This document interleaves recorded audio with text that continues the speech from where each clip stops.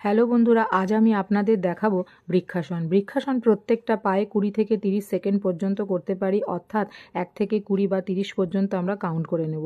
বৃক্ষাসন করলে physical strength বাড়ার সাথে সাথে শরীরের ব্যালেন্সও বৃদ্ধি পায়। এছাড়াও আমাদের কাজে একাগ্রতা আসে এবং মেন্টালি অনেক ফোকাস বৃদ্ধি পায়। আর তাছাড়াও আমরা বৃক্ষাসন করলে উচ্চতা বৃদ্ধি পায় অনেক এবং পিঠ ব্যথা থেকেও মুক্তি পেতে পারি।